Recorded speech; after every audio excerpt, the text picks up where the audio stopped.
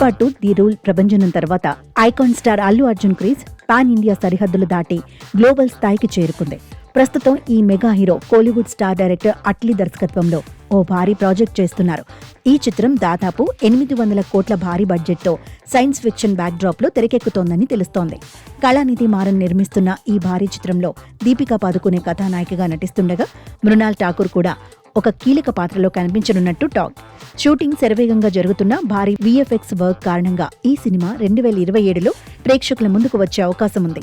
అయితే ఈ మూవీ తర్వాత బన్నీ ఎవరితో సినిమా చేస్తాడన్నది ఆసక్తిగా మారింది.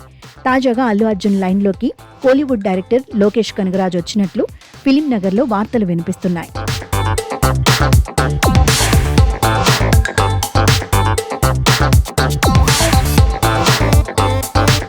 లోకేష్ కనగరాజ్ అనగానే మనకు వెంటనే గుర్తుకు వచ్చేది ఆయన సృష్టించిన లోకేష్ సినిమాటిక్ యూనివర్స్ LCU.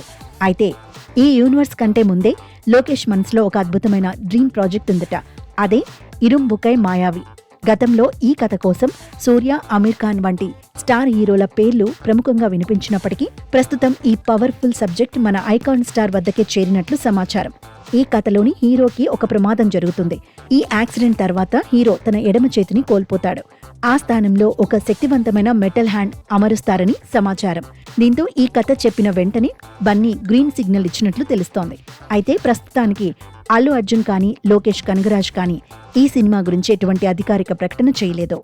అయితే అట్లీ దర్శకత్వంలో అల్లు అర్జున్ నటిస్తున్న చిత్రం పూర్తయిన వెంటనే ఈ ప్రాజెక్టు పట్టాలెక్కే అవకాశం ఉంది. 2026 జూలై నుండి ఈ సినిమా రెగ్యులర్ షూటింగ్ ప్రారంభం కావచ్చని ఫిలిం నగర్ టాక్.